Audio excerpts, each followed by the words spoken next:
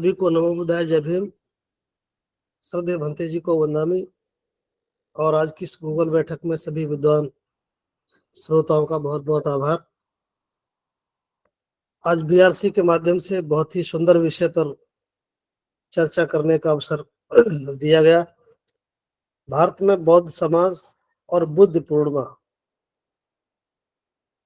मैं समझता हूँ ये श्रृंखला अब बुद्ध पूर्णिमा तक जारी रहेगी। भले बीच में एक दो विषय आता रहे, लेकिन हम सबका यह प्रयास रहेगा कि बुद्ध पूर्णिमा तक एक श्रृंखलाबद्ध तरीके से आप लोगों के साथ चर्चा जारी रहे, ये सोच करके आज ये विषय प्रारंभ किया है। तो आज ये पहला ही चरण माने, उसके बाद श्रद्धेय भंते जी और विद्वान साथी इस पर विचार विमर्श करेंगे। आज का जो विषय है ये आज पहला उसका अध्याय मान लीजिए, या आज की शुरुआत है। आपको बताते हुए अच्छा लग रहा है कि जब से बीआरसी ने व्यवस्था निर्माण के विषय को छुआ है तो लोगों ने भी बहुत उत्सुकता दिखाई है, बड़ी जिज्ञासा दिखाई है और विषयों के प्रति बड़े गंभीर नजर आ रहे हैं। बहुत ही प्रासंगिक विषय के साथ जो विचार विमर्श होता है वो व्यवस्था निर्माण का ही अंश है, किसी न किसी रूप में। आज हजारों साल के बाद हमें बड़ी खुशी की अनुभूति हो रही है कि जब से हम देख रहे थे कि हमारे सभी विद्वान साथी, या कहे कि अधिकांश विद्वान साथी, एक दूसरे धर्म के पर्व, परंपरा और प्रतीकों पर काफी कष्टदायक चर्चा करते थे। और चर्चा ये थी कि उस दूसरी व्यवस्था के पर्व बुरे हैं, उनको और बुरा ठहराने की, उसे गलत ठहराने के तर्क, ये चर्चा बड़े चरम पर थी।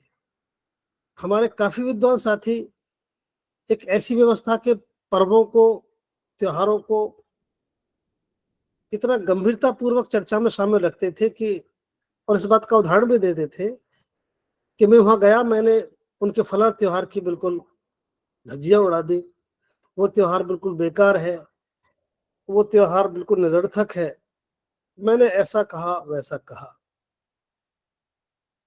निश्चित रूप से जो पर्व हमारे हैं ही नहीं, जिनके लिए परम सम्मानित बाबा साहब अम्बेडकर ने कहा कि जो दूसरी व्यवस्था है, जो हमारी व्यवस्था नहीं है, उसका कोई भी त्योहार हमारा पर्व नहीं है, हमारा उत्सव नहीं है, इसके बाद उन पर चर्चा करना निरर्थक है। तो एक तो ये चर्चा का दौर एक लंबे अरसे से है कि हम बजाय अपने पर्वों पर चर्चा करने के, हम दूसरे के पर्वों को, जो स्वभावतः ही गलत है, ठीक नहीं है, निरर्थक है, उनको और निरर्थक करने के लिए काफी प्रयास कर रहे थे, चर्चा कर रहे थे। तो एक तो अच्छी बात यह है कि हम उस दौर से निकल करके, उनकी निरर्थक चर्चाओं से बाहर निकल करके आज अपनी व्यवस्था की तरफ मुड़े हैं। हमने बजाय ये कहने के कि दूसरी व्यवस्था के कैसे पर्व हैं, कौन से पर्व हैं, अब इस बात पर विचार करना शुरू हुआ है कि हमारे पर्व कौन से हैं, हमारे पर्व वो कौन से हैं जिन्हें हम अपना कहें, जिन्हें हम मनाएं। ये दौर जब से श्रद्धेय भंते करुणाश्री राहुल जी ने प्रशिक्षण देकर के कार्यकर्ताओं को तैयार किया है, समाज में निकले हैं, तब से एक चर्चा का स्वरूप बदला है, सोचने की प्रवृत्ति में फर्क आया है, विचार विमर्श करने की जो शैली थी उसमें बदलाव आया है। तो आज हम कह सकते हैं कि बहुत अरसे के बाद हम अपनी ऊर्जा को बचाते हुए हम अपने पर्वों को समझने का प्रयास करने लगे हैं। ये इस बात का संकेत है कि हम एक ठीक दिशा में प्रयास कर रहे हैं, क्योंकि हम किसी के पर्वों को गलत ठहराकर खत्म नहीं कर सकते। व्यवस्थाएं आसानी से खत्म नहीं होती। किसी के पर्व, परंपरा न तो कम समय में बनते हैं और न कम समय में मिटते हैं। उनको स्थापित करने में हजारों साल का वक्त लगता है और मिटने में भी। इसलिए बाबा साहब अम्बेडकर का अनुपालन करते हुए, उनके निर्देश का अनुपालन करते हुए, हमें चूंकि उन्होंने एक व्यवस्था दे दी है, अब हमें अपनी व्यवस्था के पर्वों पर चर्चा करनी है, उन्हें सीखना है, उन्हें समझना है। इसी संदर्भ में आज बीआरसी द्वारा, चूंकि ये महीना मई का महीना है और इसमें बौद्धों का जो सबसे बड़ा पर्व है बुद्ध पूर्णिमा, वो पर्व 23 मई को है। इसलिए तय किया है कि अब हम आज से लेकर के पूर्णिमा तक हम श्रृंखलाबद्ध तरीके से पहले इस बात की चर्चा करेंगे कि समाज का और बुद्ध पूर्णिमा का ताल्लुक किस तरह बनाए।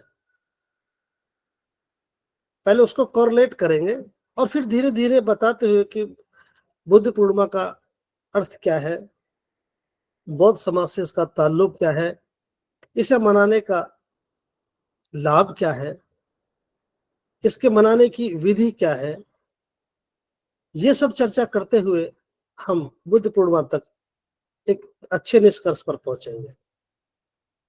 तो आइए, पहले तो इस बात का स्वागत है कि हम एक बुरी परंपरा से निकल के, एक बुरी चर्चा से निकल के, निरर्थक चर्चा से निकल के एक सार्थक चर्चा में प्रवेश कर रहे हैं। हम पूरी ऊर्जा इस बात पर लगाएं कि हमारे पर्व कौन से हैं और है तो फिर उनका क्या अस्तित्व है, समाज से उनका क्या ताल्लुकात है, समाज को उनसे क्या लाभ होता है। इस दिशा में हम आज चर्चा करने का सिलसिला शुरू कर रहे हैं। सामान्य सज्जनों, जैसा विषय है भारत में बौद्ध समाज और बुद्ध पूर्णिमा, ये बहुत गंभीर चर्चा आज शुरू हो रही है। लेकिन गंभीर का मतलब उसके गूढ़ ज्ञान से नहीं, बल्कि बहुत सरलता के साथ हम चर्चा करें।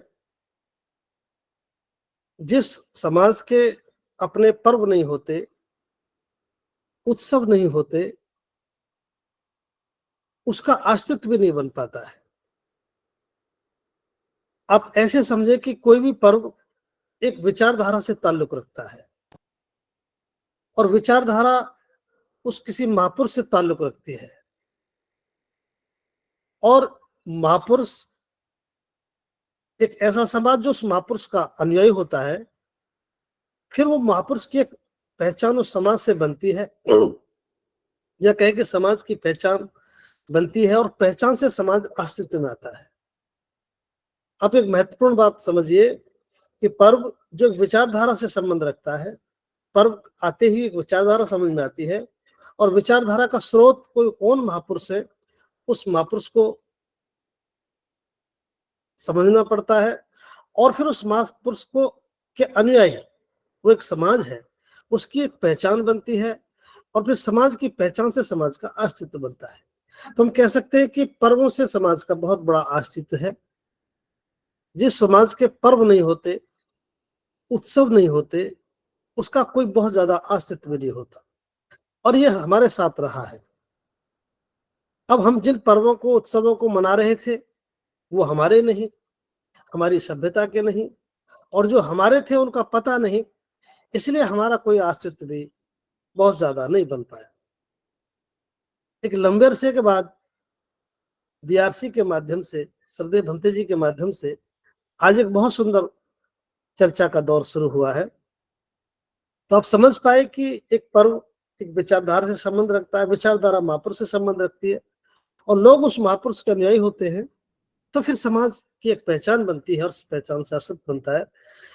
ये प्रक्रिया जिस सोसाइटी के साथ नहीं है, आप देखिए उस समाज की तरफ, उस समाज को देखिए जिनके पास अपने पर्व हैं। पर्व हैं तो उनकी एक विचारधारा है, विचारधारा है तो उस विचारधारा का उनका एक अपना स्रोत है और जो स्रोत है उससे समाज संबंध रखता है, तो उस समाज की अपनी एक पहचान है तो समाज का एक अस्तित्व है। हमारे साथ ये घटना इसलिए नहीं घटी क्योंकि हमारे साथ ये पूरी प्रक्रिया है नहीं। अब हम इसी का निर्माण करने में लगे हैं। अब मैं आपको इस तरह इसका दूसरा उदाहरण इस तरह दे सकता हूं जैसे हमने कहा भारत में बौद्ध समाज और बुद्ध पूर्णिमा, आप थोड़ा सा और पीछे चल के देखें इसको अस्तित्व के मामले में, हम इसको ऐसे कहें थाईलैंड और बुद्ध पूर्णिमा। थाईलैंड कहते हैं और बुद्ध पूर्णिमा कहते हैं, तो आप यकीन मानिए पूरे दुनिया के लोग थाईलैंड में इसलिए जाते हैं कि वो बुद्ध पूर्णिमा मनाई जा रही है। उस बुद्ध पूर्णिमा के सेलिब्रेशन को देखने के लिए दुनिया के तमाम लोग थाईलैंड पहुंचते हैं। अब थाईलैंड का अस्तित्व, थाईलैंड की पहचान बुद्ध पूर्णिमा के सेलिब्रेशन से, और बुद्ध पूर्णिमा के सेलिब्रेशन का मतलब वहां का बौद्ध समाज, इन सब का एक अस्तित्व बनता है, इनकी एक पहचान बनती है दुनिया में। वो देश जहां बुद्धिज्म है वो इसके लिए जाने जाते हैं, उनके नाम लिए जाते हैं। थाईलैंड है, श्रीलंका है, भूटान है, वर्मा है, म्यांमार है, जापान है, चाइना है। ये देशों के नाम इसलिए लिए जा रहे हैं क्योंकि ये इस सबसे उनकी अपनी एक पर्व है, वहाँ एक सोसाइटी रहती है, उनकी एक पहचान है, उनका देश का अस्तित्व है। ऐसे ही अब भारत के लिए कहने में बड़ा अजीब ये लग रहा है, जो आज हमें आपसे चर्चा करनी है, कि भारत में जिस बुद्ध पूर्णिमा को हम मनाने जा रहे हैं, जो पर्व है, ये इतना महत्वपूर्ण पर्व है पूरे संसार में जहां भी बुद्ध के अनुयायी हैं। त्रिपावन पर्व, जहां महाकारुणिक बुद्ध का आज ही के दिन पैदा होना, उसी दिन संबोधि की प्राप्ति,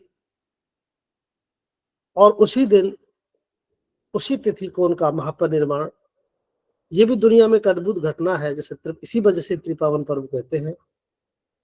इतना महत्वपूर्ण पर्व जो अपने आप में एक अद्भुत है, जिसकी जो ओरिजिन है, जो उत्पत्ति है, जो भारत से है, जिस काम के लिए भारत को जाना जाना चाहिए था, आज भारत को न जानकर थाईलैंड लोग देखने जाते हैं कि थाईलैंड में बुद्ध पूर्णिमा कैसे मनाई जाती है। इसलिए आज इस संदर्भ में रखा गया, आपकी जानकारी के लिए, किस पर एक सार्थक चर्चा हो, भारत में बौद्ध समाज और बुद्ध पूर्णिमा। तो सामान्य सज्जनों, भारत के संदर्भ में आज हम इस बात की चर्चा करेंगे कि बुद्ध पूर्णिमा का क्या औचित्य है, क्या अस्तित्व है। ये पहला देश है भारत आज की स्थिति में, अगर कुछ लोगों को छोड़ दिया जाए अपवाद स्वरूप, तमाम संसार में बौद्ध लोग बुद्ध पूर्णिमा मनाएंगे। पूरे संसार में भारत एक ऐसा देश होगा जहां अबौद्ध लोग बुद्ध पूर्णिमा मनाएंगे। कुछ लोगों को छोड़ दिया जाए जिनकी संख्या बिल्कुल नगण्य है, बाकी भारत के साथ बड़ा अजीब घटना मैं आपको बता रहा हूं। पूरे भारत में और पूरी दुनिया में एक बहुत बड़ा फर्क है। सारी दुनिया में जहां भी बुद्ध पूर्णिमा मना रहे होंगे, वहां पूरा भरोसा किया जा सकता है कि वो बौद्ध लोग होंगे। लेकिन भारत एक ऐसा देश है जहां अबौद्ध लोग बुद्ध पूर्णिमा मनाएंगे। इससे भी दूसरी घटना हम आपको बता रहे हैं, ताकि बौद्ध समाज, भारत और पूर्णिमा, इस संबंध को ठीक से समझे। कितना खोखला है, कितना औपचारिक है, कितना कमजोर है। बाबा साहब अम्बेडकर, जो हमारे महापुरुष हैं, जो मसीहा हैं, हमारे मार्गदर्शक हैं, बाबा साहब अम्बेडकर ने भारत के तमाम हकवंचित समाज को, पीड़ित समाज को, शोषित समाज को, उनके निदान के लिए महाकारुणिक बुद्ध का मार्ग दिया। और बाबा साहब अम्बेडकर ने कहा, पहले उन्होंने स्वयं ग्रहण किया ये मार्ग, पहले स्वयं ग्रहण किया और उससे मुक्त हुए। भंते जी की देशनाओं का यह प्रमुख अंश है जो मैं आपको बता रहा हूं। बाबा साहब ने जब ये कहा कि मैं इस नर्क से मुक्त हुआ, अब एक मैं मुक्त मानव हूं और बेहद खुश हूं, इस पर पूर्व भी चर्चा की गई कि बाबा साहब अम्बेडकर ने जब कहा कि मैं एक मुक्त मानव, महाकारुणिक बुद्ध का मार्ग जब ग्रहण किया, दीक्षित हुए, तो उन्होंने बुद्ध को नमन करने के बाद जब खड़े हुए तो पहली बार ये 3 शब्द बोले, आज मैं बेहद खुश हूं, मैं नरक से मुक्त हुआ और मैं एक मुक्त मानव हूं। बाबा साहब अम्बेडकर उस वक्त अपने आप को नरक से मुक्त करके कह रहे हैं कि एक मुक्त मानव हूं, और हमसे कहा कि मैंने बड़ी 21 वर्ष की कठोर परिश्रम के बाद इज्जत का घर आपके लिए बना के खड़ा कर दिया, इसमें सम्मान से रहना, आज के बाद तुम्हें कोई गंदी जातियों से संबोधित नहीं करेगा, ये तुम्हारी तमाम समस्याओं का निदान है। और आज मुझे बताते हुए हैरत है कि बाबा साहब अम्बेडकर साहब के जाने के बाद आज जो लोग, कुछ लोगों को छोड़कर अधिकांश लोग आज उसी नरक में खड़े होकर बाबा साहब अम्बेडकर की अवहेलना करके महाकारुणिक बुद्ध की बुद्ध पूर्णिमा मनाएंगे। ये भारत के संदर्भ में मुझे बताते काफी तकलीफ हो रही है। अधिकांश लोग महाकारुणिक बुद्ध की जयंती, त्रिपावन पर्व, महापर्व बुद्ध पूर्णिमा को उसी नरक में खड़े होकर, जाति के नरक में खड़े होकर बुद्ध पूर्णिमा मनाएंगे। अब जाति में खड़े होकर के वाल्मीकि बने रहकर, चमार बने रहकर, तेली बने रहकर, धोबी बने रहकर, धानुक बने रहकर, गडरिया बने रहकर, इन अपमानित शब्दों के साथ जाति को लेकर बुद्ध पूर्णिमा मनाना बिल्कुल धम्म को लज्जित करने जैसा है, या बुद्ध को भी चिढ़ाने जैसा ही है, बाबा साहब को चिढ़ाने जैसा ही है। जाति वाल्मीकि बनकर पूर्णिमा बनाना, या अमुक जाति को लेकर, मैं कोई भी जाति की बात कर रहा हूं, जाति को लेकर बुद्ध पूर्णिमा मनाना, क्या औचित्य है इस चीज का? और कब तक ये काम करेंगे? तो बौद्ध समाज ही नहीं है अभी, अनुपालना ही नहीं है अभी महाकारुणिक बुद्ध की, तो क्या कहें इसको? गंभीर बात यह है कि हम अभी बहुत बड़ी गलतफहमी में हैं। हम महापुरुषों के साथ बहुत बड़ी औपचारिकता कर रहे हैं, और ये हमारी गलती है कि हम स्वयं एक बहुत बड़े समाज को, जन साधारण को नरक में खड़े होकर के, हम तो खुद खड़े ही हैं उस नरक में, हम खुद नरक में खड़े होकर और बहुत बड़े समाज को भी नरक में साथ लेकर के बुद्ध जयंती मना रहे हैं। मैं समझता हूं बुद्ध के साथ, बाबा साहब अम्बेडकर के साथ ये न्याय नहीं है। आखिर उस बुद्ध जयंती का कोई अर्थ भी तो होना चाहिए। किसी भी पर्व को मनाने का कोई अर्थ होता है। प्रकाश पर्व सिख समाज के लोग मनाते हैं, उसकी एक अवधारणा है। दूसरा, प्रभु यीशु के मानने वाले लोग उसका जन्मदिन मनाते हैं, बड़ा दिन मनाते हैं, तो उसका एक अर्थ है। प्रभु यीशु पैदा हुए, कौन कौन सी जीवन की घटनाएं घटी, उनके जन्मदिन पर ईसाई समाज इसी तरह का एक चित्रण करता है। लोगों को पता लगता है कि आज प्रभु यीशु मसीह पैदा हुए, उनके अनुयायी फला फला काम बुद्ध विहारों में करेंगे। उनमें एक समानता दिखती है, उनका दर्शन, प्रभु यीशु का दर्शन दिखता है। हिंदुओं का भी, मान लीजिए हिंदू समाज का दशहरा है, मेला है, तो उनका लगता है कि अमुक, उनके इसी तरह का एक चित्रण होता है, पता लग जाता है कि अमुक धर्म का एक कार्यक्रम है, और ऐसा महसूस होता है, प्रतीत होता है। मुस्लिम समाज की ईद आती है, उनका धार्मिक पर्व है, उनकी खैरात, उनके क्रियाकलाप एक पहचान के साथ संपन्न होता है, और वो दिखता है, जिससे स्पष्ट दिखता है, उसका एक अर्थ हमारी समझ में आ जाता है। लेकिन हमारे साथ देखिए कितना दुर्संयोग है, कितनी विडंबना है, कितना विचित्र घटनाक्रम है। हमारा फिर बुद्ध से ताल्लुक क्या है, संबंध क्या है? हम अबौध, तो बुद्ध से क्या संबंध है? हम जाति के साथ, जाति को लेकर साथ खड़े हैं, हम गैर बराबरी को साथ लेकर खड़े हैं, हम परंपराओं को लेकर खड़े हैं, हम अंधविश्वास को लेकर खड़े हैं, हम पाखंड को लेकर खड़े हैं और बुद्ध के साथ खड़े हैं। ये कैसे हो सकता है? बुद्ध के साथ पहुंचना, बुद्ध पूर्णिमा मनाना और अंधविश्वास को साथ रखना, बुरी परंपराओं को साथ रखना, ये तमाम वो चीज है, न संस्कार कायदे के हैं, न परंपराएं अपनी है, ये सारी की सारी दूसरी व्यवस्था की है जो अमानवीय है। तो इस मानवता के पर्व को अमानवीय कार्य के साथ मनाना, ये निश्चित रूप से बहुत खतरनाक है। यही कारण है कि आज हम खुद दिशाहीन होकर समाज को दिशा देने का कार्य कर रहे हैं। संपूर्ण भारतवर्ष में, इसे कहने में कोई अतिशयोक्ति नहीं, संपूर्ण भारतवर्ष में मुझे कल पता लगा, कल दिल्ली में, मध्य प्रदेश, सॉरी राजस्थान, हरियाणा, दिल्ली, उत्तर प्रदेश और पंजाब, लगभग 5 राज्यों के प्रतिनिधिमंडल श्रद्धेय भंते जी के निर्देश पर दिल्ली में बैठक रही। मैं खुद भी शामिल था उसमें।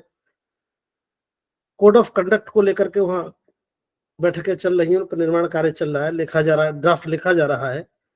कल मेरे सामने का वाकया है, श्रद्धेय भंते करुणा सिंह रावत जी ने देश के जाने माने तमाम विद्वानों से, तमाम वरिष्ठ भिक्षुओं से टेलीफोन करके ये पूछा कि मैं जानना चाह रहा हूं कि आने वाली पूर्णिमा जो मनाई जानी है उसका स्वरूप कैसा हो, उसको मनाने के मापदंड कैसे हो, बुद्ध पूर्णिमा मनाने की प्रक्रिया का स्वरूप कैसा हो। आप यकीन मानिए, किसी का आशाजनक, संतोषजनक उत्तर नहीं था। बिल्कुल निराशा में उत्तर दिए और सबने कहा बंते जी ये तो आप ही निर्धारित करिए, हम तो जैसे परंपरा में मनती आ रही वैसे मना लेते। आप जानकर हैरान होंगे, बाबा साहब अम्बेडकर के देश से जाने के बाद भी आज कोई बुद्ध पूर्णिमा मनाने का ऐसा बेहतरीन तरीका नहीं है जिसे मनाते वक्त हम कह सके समरूपता के साथ पूरे देश में कि इस तरह जयंती मनाई जाए ताकि उसमें महाकारुणिक बुद्ध के जीवन में घटी तीनों घटनाएं, चाहे वो ज्ञान प्राप्ति की है, संबोधि प्राप्ति की है, उनके महापरिनिर्वाण की है, उनके जन्म की है, उसमें परिलक्षित हो। हम किस तरह बुद्ध पूर्णिमा मनाएं ताकि उसमें महाकारुणिक बुद्ध के जीवन की घटनाएं परिलक्षित हो और बौद्ध समाज को एक संदेश मिले। ऐसा कहीं कोई अभी ठीक से प्रारूप नहीं है। कहीं कहीं भिक्खु आ जाते हैं तो भिक्खु उपदेश दे देते हैं। आप समझ लीजिए कि हमारे क्या स्थिति होगी।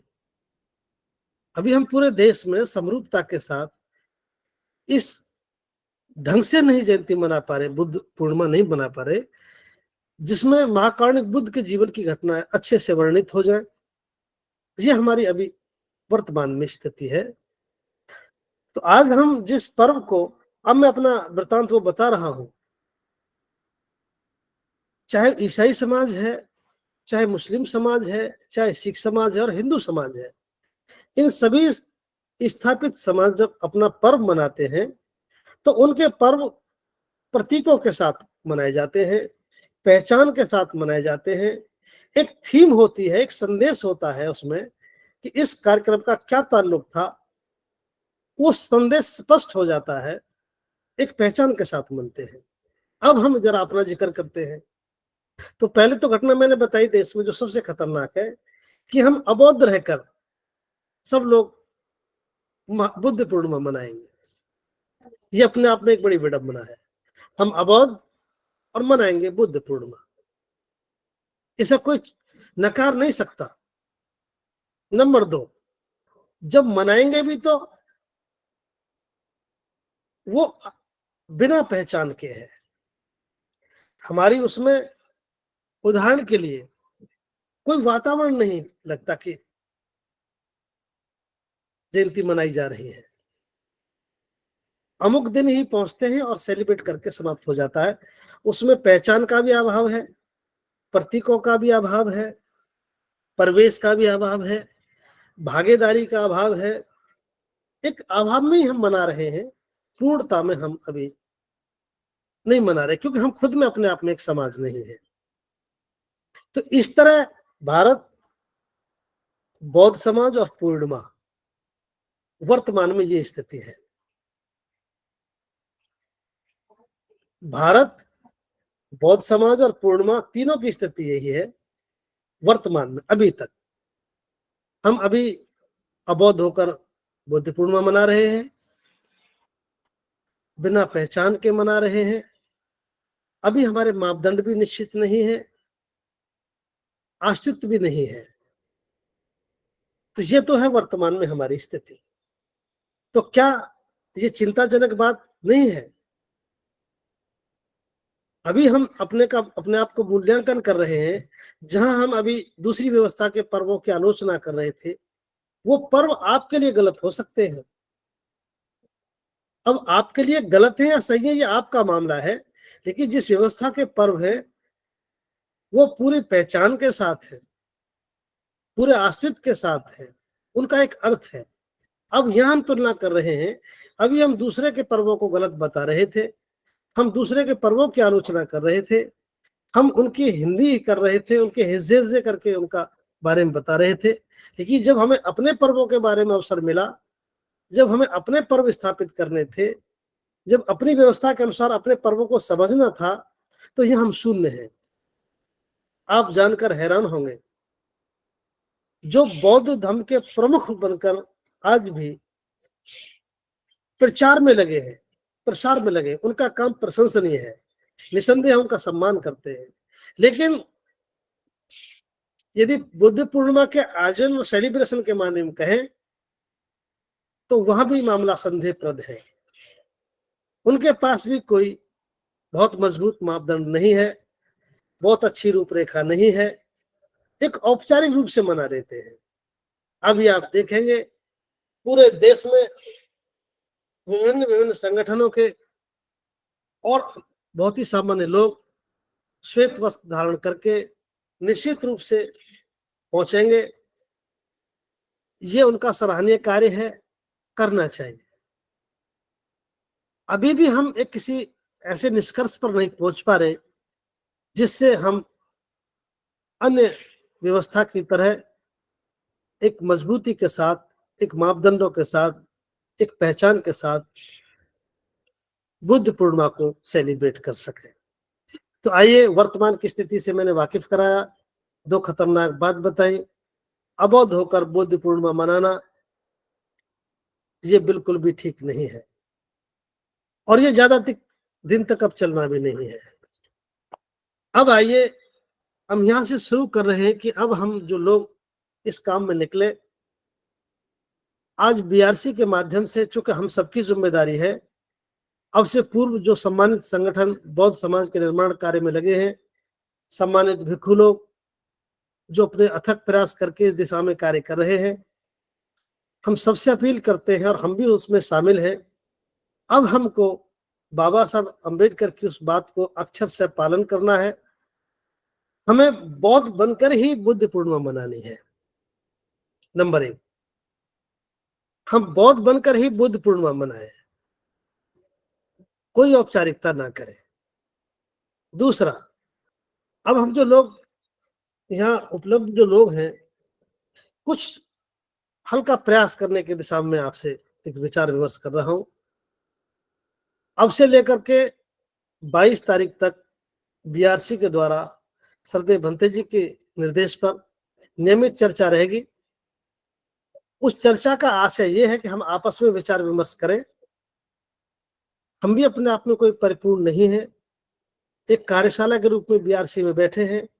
भंते जी भी चिंतन मनन कर रहे हैं, टीम के साथ तमाम लोगों को साथ लेकर बैठ रहे हैं। आपसे भी निवेदन है कि आप लोग भी, जो लोग इस कार्यशाला में जुड़ते हैं, आप लोग भी अध्ययन करें, चिंतन मनन करें, और बैठ करके तय करें, समझ करके तय करें कि भाई क्या क्या हम ऐसे कौन कौन से प्रयास करें ताकि एक पहचान के साथ, एक अस्तित्व के साथ दूसरी व्यवस्था से भी बेहतर हम पूर्णिमा मनाएं। तो उनमें मैं छोटे से छोटे प्रयास आपको बताने की कोशिश कर रहा हूं। विस्तृत चर्चा श्रद्धेय भंते जी करेंगे। हम सब लोग ये प्रयास करें आज के बाद, हम बौद्ध होने की भावना से ही एक मन में इस तरह का वातावरण बनाए, मन में इस तरह का स्तर पैदा करें कि हम बुद्धिस्ट हैं और महाकारुणिक बुद्ध ही हमारे शास्त्र हैं और मेरा कहीं कोई विश्वास नहीं है। महाकारुणिक बुद्ध में पूरी आस्था और अटूट विश्वास रखने के बाद ही इसकी शुरुआत करें। हम ऐसा महसूस करके शुरुआत करेंगे तो निश्चित रूप से हमारे भावों में बहुत बड़ा फर्क होगा, हमारे समर्पण में बड़ा फर्क होगा, हमारे मन में एक उत्साह होगा, एक उमंग होगी। हम बुद्धिस्ट हैं, बुद्ध के अनुयायी और बुद्ध का जन्म दिवस आ रहा है, जयंती आ रही है, तो हमारा उत्सव, हमारा चाव, हमारे मन के भाव बिल्कुल बदल जाएंगे। जैसे ही महाकारुणिक बुद्ध में हमारा अटूट विश्वास होगा, हम उनको अपना शास्त्र मानेंगे, तो हमारे भाव की, हमारी कार्यशैली बदल जाएगी। नंबर 2, एक वातावरण पैदा करें। जैसे अभी से हम सब लोग घर में बताएं, भाई बुद्ध पूर्णिमा आ रही है, घर की साफ सफाई करें। अब तक हम जैसे दूसरे पर्वों के लिए पुताई करते रहे, घर की सफाई करते रहे, इसको बिल्कुल चेंज करें। हम कह भाई बुद्ध पूर्णिमा आ रही है, घर का वातावरण ठीक करो, ये बल्ब लगाओ, जहाँ बल्ब नहीं अंधेरा हुआ बल्ब लगाएं, घर की रंगाई पुताई करें, अगल बगल की साफ सफाई करें। लोग भी पूछे भाई क्या बात है, भाई घर साफ कर रहे हैं, थोड़ा नाली साफ कर रहे हैं, ये साफ कर रहे हैं, बुद्ध पूर्णिमा आ रही है, ऐसा कर रहे हैं। तो एक परिवेश पैदा करें। टेलीफोन पर बात करते वक्त भी चर्चा करें, मित्र नातेदार रिश्तेदारों को निमंत्रण दें, बताएं। दूसरा, घर में एक परिवेश पैदा करें। बच्चों से कहें बेटा कोई बात नहीं, हम आपको बुद्ध पूर्णिमा के दिन वस्त्र दिलवाएंगे, खिलौने दिलवाएंगे, चिंता मत करो, 2 दिन और रुको, पूर्णिमा आ रही है, आपको ये उपहार दिलवाएंगे।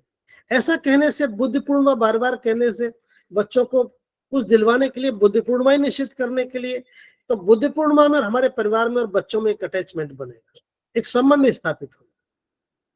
भाई बुद्ध पूर्णिमा आ रही है, आपको सफेद कपड़े दिलवाएंगे, खिलौने दिलवाएंगे। दादा दादी को, माता पिता को, बुजुर्गों को, उनके लिए कुछ उपहार लाएंगे। बच्चों से कहिए कि बेटा बुद्ध पूर्णिमा वाले दिन माता जी के लिए कपड़े लाने हैं, दादाजी को फला चीज देंगे, कुछ बुजुर्गों को खाना खिलाएंगे। तो एक परिवेश पैदा करें, औपचारिकता नहीं, परिवेश ही पैदा करें। बुद्ध पूर्णिमा के दिन वस्त्र खरीदने हैं, बच्चों को उपहार दिलवाने हैं, घर की साफ सफाई 4-6 दिन पहले करनी है, ऐसा करेंगे। घरों के पंचशील के झंडे लगाना शुरू करें, 2 दिन पहले, 4 दिन पहले, 10 दिन पहले लगाएं। झंडे बदलें, जिनके लगे हुए हैं वो नए बदलें, जिनके नहीं है वो लगाएं। जब आप झंडे लगा रहे होंगे तो जरूर इस बात का संदेश आएगा। और झंडे लगाते वक्त याद रखना, ऐसा मैंने साहब के दृष्टांत से सीखा है, भंते जी ने एक दिन बताया था, झंडा लगाना, चाहे वो झंडा किसी का हो, इस बात को मैं आज समझ पाया जब भंते जी ने एक दिन देशनाम कहा था, झंडा लगाने का एक बड़ा अर्थ है। वैसे ही लोग झंडे नहीं लगाते, चाहे वो पार्टी का हो, चाहे वो किसी धर्म का हो, चाहे आपके मानने वाले का हो, झंडा एक प्रतीक है। एक बार श्रद्धेय भंते जी ने देशनाम बताया, मान्यवर साहब काशीराम जी कहीं से गुजर रहे थे और एक अभियान चलाया था साहब ने अपने जमाने में, झंडा लगाओ अभियान। घरों पर लोगों ने झंडा लगाए थे। तो एक मामूली सा कार्यकर्ता के, जब मान्यवर साहब का भोजन कर रहे थे, तो झंडा लगाने के लिए उन्होंने आमंत्रित किया था साहब को। साहब के आने पर कुछ लोग इकट्ठा हुए और उसने घर पर झंडा लगवाया।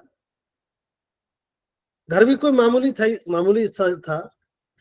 लोग साहब को लेकर छत पर गए, साहब ने झंडा लगाया, 10-20 लोग वहां सब खड़े थे। साहब ने जब उस मामूली कार्यकर्ता के घर पर अपने हाथ से झंडा लगाया तो साहब भावुक हो गए झंडे को लगाते वक्त, और काफी भावुक हुए। झंडा लगा के जब साहब उन लोगों की तरफ देखने लगे तो उस कार्यकर्ता को, बूथ कार्यकर्ता को बुलाकर कहा, जिसके घर पर झंडा लगाया, कि भाई देख, मैंने तेरे घर पर झंडा लगा दिया है, अब ध्यान रखना, ये झंडा जीवन में उतरना नहीं चाहिए और झुकना भी नहीं चाहिए। बस दो ही बात कही, ये झंडा मैंने लगा दिया है, आज के बाद न तो ये झंडा उतरना चाहिए और न झंडा झुकना चाहिए। ऐसा कहते हुए साहब काफी भावुक हो गए और कुछ देर बाद साहब वहां से चले गए। साहब के जाने के बाद काफी समय हो गया, कई वर्षों बाद वो घर भी जर्जर हो गया, टूट गया। घर बनने का काम शुरू हुआ तो वो झंडा वहां से उस कार्यकर्ता ने जब बदला, तब उसे साहब काफी याद आए। उसने घर, भले ही घर उसका दोबारा बना, लेकिन वो झंडा दोबारा से उसी सम्मान के साथ, भले ही उसके हालात कुछ भी हुए, अपने जीवन में न वो झंडा झुकने दिया और न उतरने दिया। समय से झंडा बदल देना, समय से झंडा लगा देना, और वो बात भी अपने बच्चों से कहकर गए। तीसरी पीढ़ी तक ये बात रही। न साहब दुनिया में है, न वो व्यक्ति दुनिया में है, लेकिन झंडा लगाने की अहमियत समझ में आ गई। इसलिए मैं आज आपसे कह रहा हूं कि झंडा अपने आप में बहुत मजबूत चीज है। तो हम लोग उस दिन अपने झंडे बदले, घर का एक प्रवेश बनाए। इसके बाद दूसरा प्रभाव, छोटी छोटी बातें जो बहुत महत्वपूर्ण है, हम अपनी परंपराओं के साथ पर्व मनाएं। जैसे उपोषित रखना, आप देख रहे होंगे मुस्लिम समाज में, ईसाई समाज में, हिंदू समाज में उनकी अपनी परंपराएं हैं। चाहे कोई व्रत रखता है, चाहे कुछ और करता है, चाहे नमाज पढ़ता है, चाहे गीत गाता है। बौद्धों की अपनी एक बहुत श्रेष्ठ परंपरा है उपोषित। उस दिन लोग बेहतरीन तरीके से उपोषित रखें। उपोषित रखने का मतलब, एक इस प्रक्रिया पर श्रद्धेय भंते जी प्रकाश डालेंगे, मैं तो सिर्फ संक्षिप्त में बता रहा हूं। एक सफेद कपड़ा डाल करके पूरे दिन एक संकल्प के साथ रहना है। ये अपनी परंपरा अमल में लाएं। बुजुर्गों के भोजन की व्यवस्था उस दिन, आप बस्ती के बुजुर्गों को आमंत्रित करें। एक दो चार घर के हों, बुजुर्ग हों, बस्ती के हों, उनको सम्मान करें, उनको भोजन कराएं। हमारी परंपरा है। और इसकी सबकी शुरुआत प्रातः की वंदना से करें। सुबह जहां जगह तो घर की साफ सफाई के साथ वहां वंदना करें। सामूहिक रूप से श्वेत वस्त्र हो, हमारी पहचान हो, वस्त्र हो, एक भाव हो। श्वेत वस्त्र घर से ही वंदना करें। पायस बनाए, पायस के लिए निमंत्रण दें, घर से बाहर बांटें, वितरण करें। बांटते वक्त पता लगे कि भाई खीर बट रही, तो किसकी खीर बट रही है, आज क्या बात है, लोग ऐसा पूछे। आपके व्यवहार से, आपके आचरण से, आपके क्रियाकलापों से लगना चाहिए कि आप किसी व्यवस्था के वाहक हैं, आप बुद्धिस्ट हैं। हम कोई औपचारिक काम नहीं कर रहे। दूसरा, ये कार्यक्रम आयोजन मात्र का नहीं है। अभी एक विद्वान, हमारे विद्वान साथी बीएल पारस जी जिस विषय पर बोले थे, लोक पर्व, इसके लिए आवश्यक नहीं कि मंच लगा करके इसके आयोजन हो। ये तो प्रशंसनीय है कि लोग मंच लगाकर जगह जगह करें, लेकिन ये हर घर में होना चाहिए। घर में, जैसे दशहरा हर घर में मनता है, होली हर घर में मनती है। होली के मंच नहीं लगते, दशहरा के मंच नहीं लगते, ईद के मंच नहीं लगते। लगते हैं तो लगते हैं, वो लगाए, लेकिन घर घर में ईद मनती है, घर घर में खैरात होती है, घर घर में राखी बनती है, घर घर में होली होती है। सिख समाज का पर्व जो होता है तो घर घर में सेलिब्रेट होता है। तो ये घर घर में मनाने का तात्पर्य है एक लोक पर्व के रूप में मनाए। अमीर, गरीब, छोटा बड़ा, झोपड़ी वाला, मकान वाला, दुकान वाला, महल वाला, सबके यहाँ मनना चाहिए। ऐसा नहीं कि कोई रईस है तो तभी मनाएगा।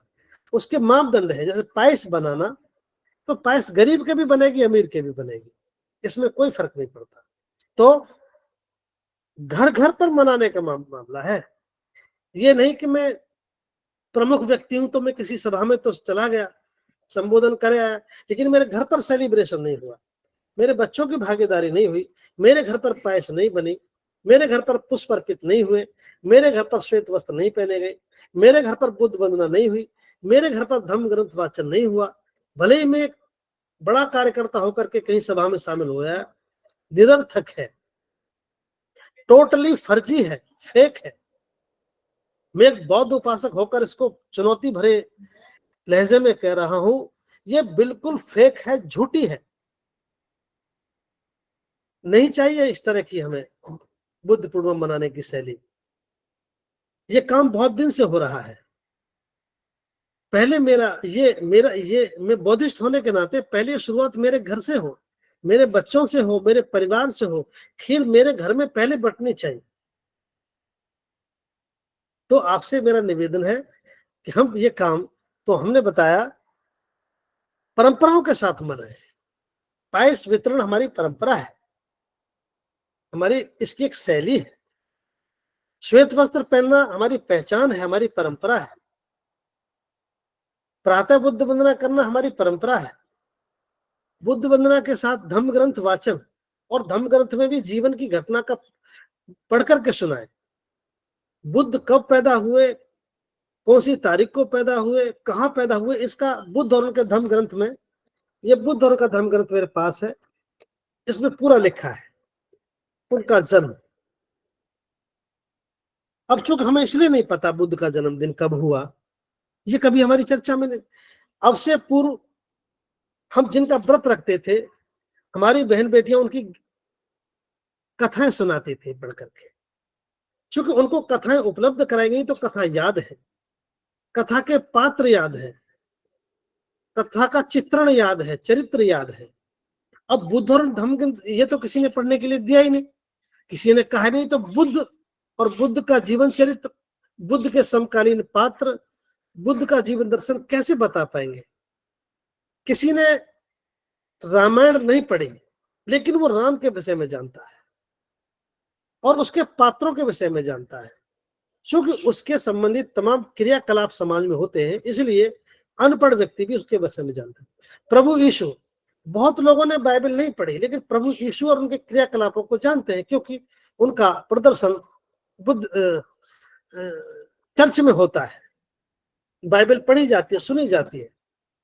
अब चूंकि बुद्ध और धम्म ग्रंथ का वाचन ही नहीं है, कौन जाने कि बुद्ध 563 ईसा पूर्व पैदा हुए, कैसे पता लगेगा। उनके जन्म की क्या दास्तां है, कैसे पता लगे। उनके जीवन काल में कौन कौन से पात्र रहे, कहाँ गए, कहाँ रहे, कहाँ वर्षावास हुए, कैसे पता लगे। क्योंकि ये चीज हमें बताई नहीं गई, तो इसका मतलब हम पूर्णिमा मनाएं और धम्म ग्रंथ का वाचन ना हो। आप कल्पना करिए, सभी लोग, जितने लोग इसमें, लगभग 250 लोग जुड़े हैं, आप कल्पना करिए कि हम बुद्ध पूर्णिमा मना रहे हैं और हमारे घरों में बुद्ध और उनके धम्म ग्रंथ का वाचन ना हो, उनके जन्म की प्रक्रिया को, जन्म की गाथा को पढ़कर ना सुनाया जाए, तो बच्चों को कैसे पता लगेगा। ये निरर्थक है। तो पायस का बटना, धम्म ग्रंथ का वाचन करना, बुद्ध के समकालीन घटनाओं का जिक्र करना, यह तभी संभव है जब हम औपचारिकताओं से बाहर निकलकर बौद्ध होने की अनुभूति के साथ बुद्ध को अपना मार्गदर्शक मानकर हम जब जयंती मनाएंगे, तो निश्चित रूप से ये क्रियाकलाप, ये संस्कार हमारी संतानों में प्रवेश कर जाएंगे और फिर हमारी गैर हाजिरी में भी हमारी जीवन संगनी, हमारे बच्चे, हमारा परिवार पायस बनाएगा, पकवान बनाएगा, लोगों को निमंत्रण देगा, अड़ोस पड़ोस के लोग आएंगे, भागीदारी करेंगे। हम कहीं भी संबोधन करें, हम कहीं सभाओं में जाएं, हम कहीं अतिथि बनकर जाएं, कुछ भी करें, लेकिन हम निश्चिंत हैं कि हाँ, हमारे घर पर भी बुद्ध पूर्णिमा का आयोजन तमाम मापदंडों के साथ हो रहा है। तो ये कुछ ऐसी मापदंड है। दूसरा, हम सब लोग अब जो यहाँ मौजूद हैं, आपसे आग्रह है, आप लोग भी कुछ महत्वपूर्ण मापदंडों के साथ, जैसा सदैव भंते जी बीआरसी के माध्यम से आपसे कह पा रहे हैं, चाहे वो कम ही सही, आप कुछ महत्वपूर्ण मापदंडों के साथ जयंती मनाएं, बुद्ध पूर्णिमा का आयोजन करें।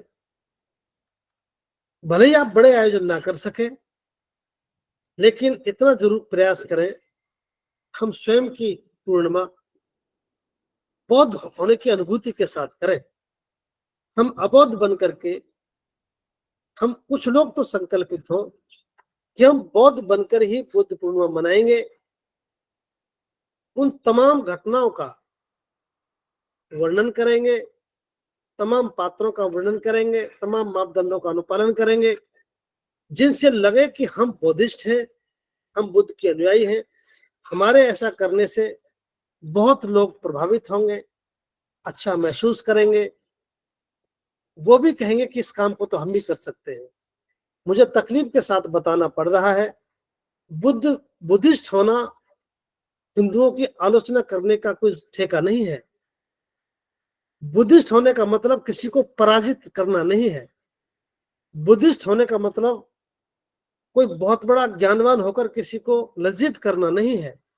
बुद्धिस्ट होने का मतलब है चित्त को निर्मल करना, श्रेष्ठ जीवन के लिए लोगों के लिए उदाहरण बनना। हम अपने व्यवहार से दूसरों के लिए भी, कल्याण के लिए भी उदाहरण बने, विनम्र बने। हमारी एक पहचान हो कि अगर ये बुद्धिस्ट है तो लोग कहें कि अगर ये बुद्धिस्ट है तो जरूर एक अच्छा और सच्चा आदमी होगा, ये झूठ नहीं बोलता होगा, शराब नहीं पीता होगा, दूसरों की आलोचना नहीं करता होगा, इसका जीवन श्रेष्ठ होगा। हमारी एक पहचान इस भाव में होनी चाहिए। मुझे तकलीफ के साथ बताना पड़ रहा है, चूंकि मुझे भी इन कार्यक्रमों में जाने का अवसर मिलता है, मैं देखता हूं जैसे ही पता लगता है कि ये तो बुद्धिस्ट आदमी है, ये तो अम्बेडकराइट आदमी है, ये तो भाषण देने के लिए आया है, 90% लोगों की अवधारणा है कि जरूर ये आदमी हिंदुओं की धर्म शास्त्रों पर, हिंदुओं के पर्व प्रतीकों पर, हिंदुओं के बारे में बहुत बड़ी व्याख्या करेगा। मेरा आपसे अनुरोध है, एक बौद्धिस्ट व्यक्ति होने के नाते, धम्मभूमि का कार्यकर्ता होने के नाते, जहां भी आप बुद्ध पूर्णिमा सेलिब्रेट कर रहे हैं, आपकी पहचान एक अच्छे बुद्धिस्ट के रूप में तब होगी जब हमारी वाणी विनम्र हो, हम केवल बुद्ध की अच्छी देशनाओं की चर्चा करें, बाबा साहब द्वारा बताए गए मानवीय कार्यों के प्रति बिल्कुल ऐसे ही हो जैसा बाबा साहब हमसे आशा करते थे।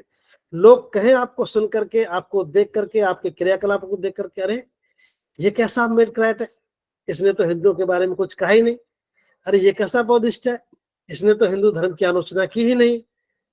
निश्चित रूप से आज धम्मभूमि इस बात के लिए जानी जाती है, अगर धम्मभूमि का कहीं प्रतिनिधि आया है तो जरूर ये विनम्र होगा, धम्म के बारे में जानता होगा, या किसी दूसरी बात पर चर्चा नहीं करेगा, चाहे वो भिक्षु के रूप में जाने जाते हो या बौद्ध उपासक के रूप में जाने जाते हो।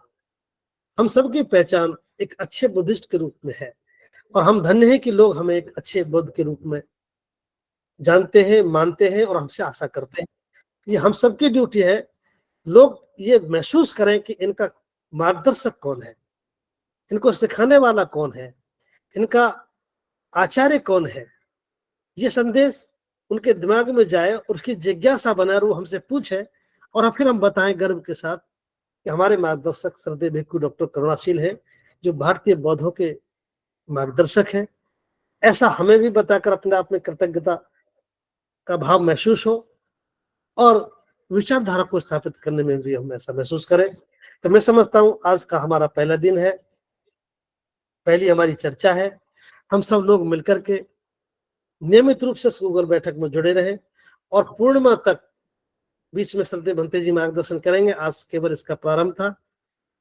हम सब लोग एक डिफरेंट, किसी के समानांतर नहीं, किसी से प्रतिस्पर्धा में नहीं, किसी से द्वेषवश नहीं, किसी से बड़े बनकर या छोटा बनने की भावना के साथ नहीं, हम स्वयं को बौद्ध साबित करने में पूरी शक्ति लगाएं, हम स्वयं को एक अच्छा और सच्चा बौद्ध साबित करने में पूरी शक्ति लगाएं, हम शेष लोगों के लिए एक उदाहरण बनने में पूरी शक्ति लगाएं, हम इस बात को सिद्ध करने में शक्ति लगाएं कि हम एक अच्छे मार्गदर्शक के रूप में, एक अच्छे मार्गदर्शक के सानिध्य में सीख रहे हैं।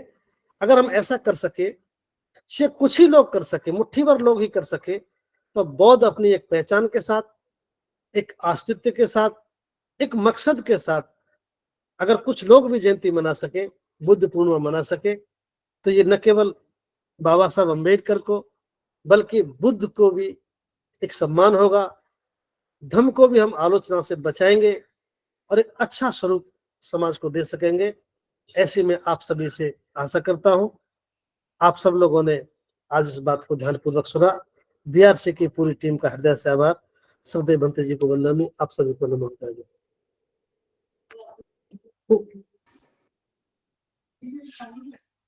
जो हार्दिक आभार बुजुर्गकार